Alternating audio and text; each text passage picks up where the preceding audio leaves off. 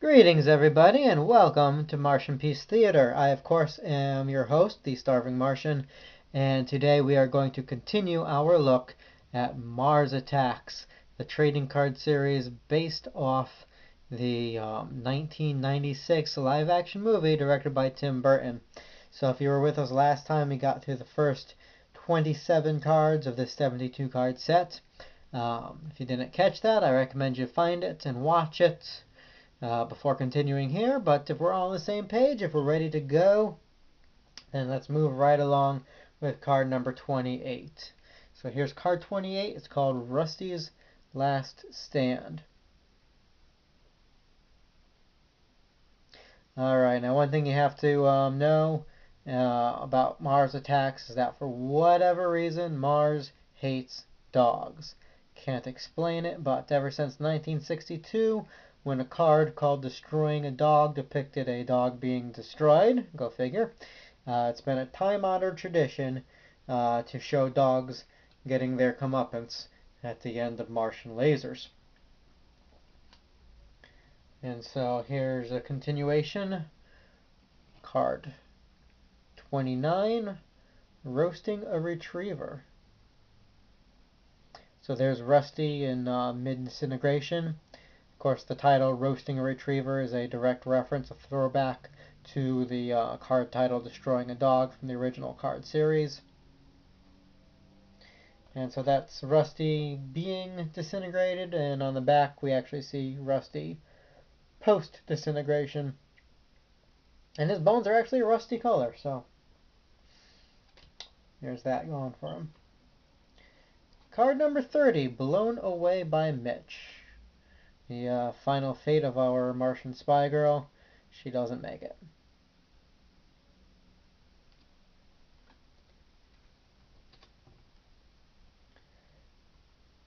The next card, card 31, is entitled The Invasion Begins. And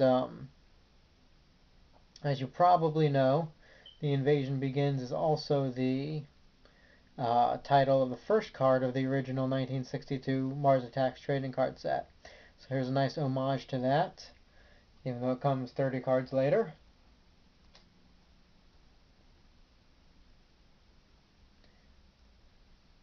Card 32 is Death of a Tour Guide.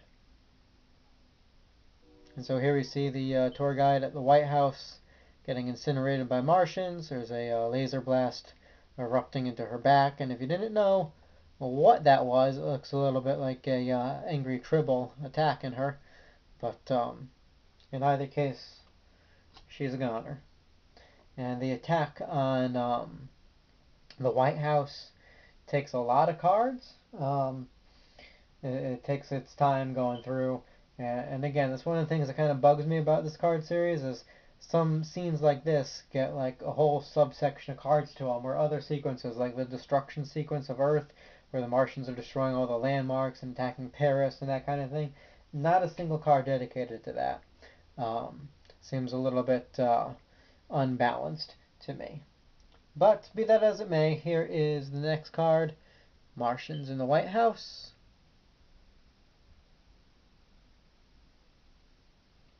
Alright. Followed by card 34, No Respect for Our Heritage. And that is a good group shot of a bunch of Martians running around doing what they do best. Card 35 is Invading the Oval Office.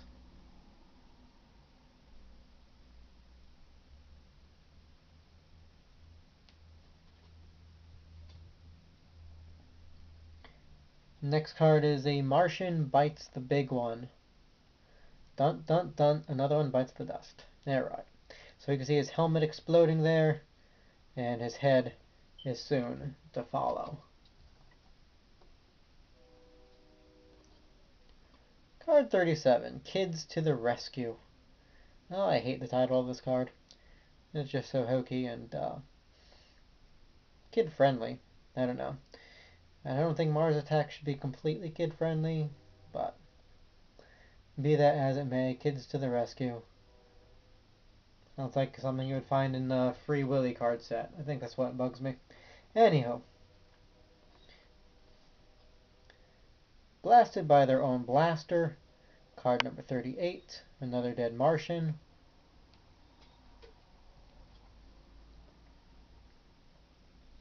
And card 39, target Las Vegas Casino.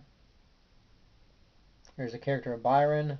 This scene, this picture of him, actually comes from much earlier in the film, but we're shoehorning it in now. But he hasn't been introduced yet in the card series, so there he is. And card 40, getting into the act. Here we got Tom Jones, Tommy Tight Pants. Amusingly, Tom Jones not only plays himself in Mars Attacks, he also plays himself in a episode of the criminally unappreciated Duck Dodgers cartoon. But here he is. His backup singers have been replaced by Martians. Don't you hate when that happens?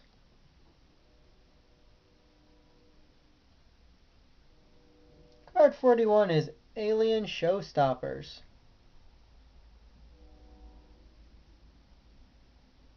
Alright.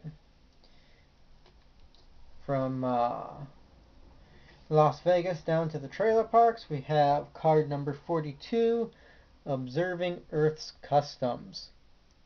And if you remember this scene in the movie, the Martians are peering in on a window while two lovers are getting their groove on, and they're fogging up their own glass domes there.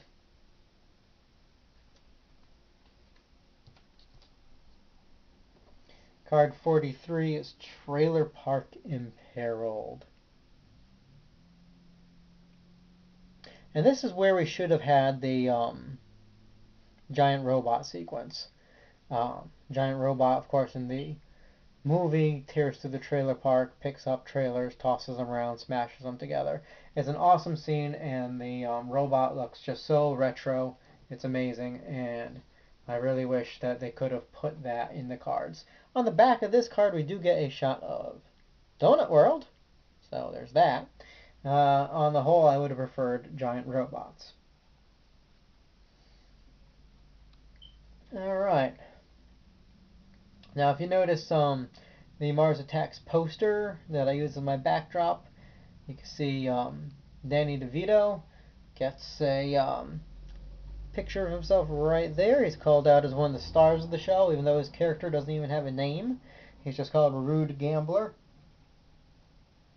But it's Danny DeVito, so he has to, have front and center there. But he only gets one card in this series, and he's not very recognizable in it either. This is Death in a Junkyard.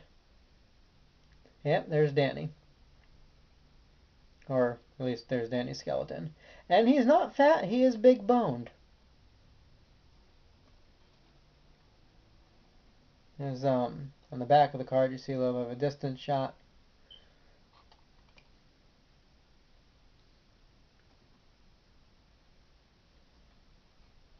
Card 45 is a gun-slinging Martian.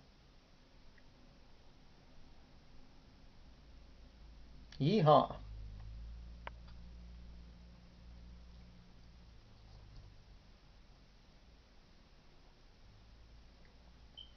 Alright, moving right along to Heartland Holocaust. Oh, that's what the check engine light means.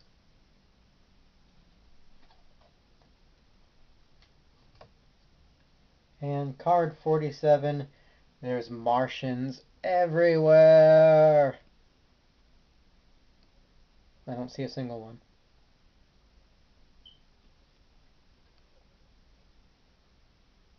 Alright, now the next 7 cards, I kid you not, all center around Martians sneaking up on Grandma in the retirement home.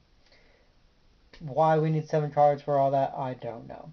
But we're going to pick that up next time when we finish off the Mars Attacks 1996 trading card series. We'll wrap that all up in part 3. Until then, guys, thank you for joining me, and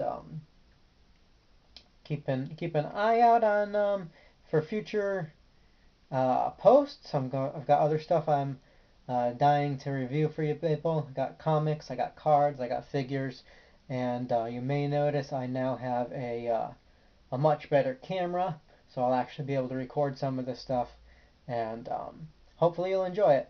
Until then, have a good time, everybody, and keep watching the skies.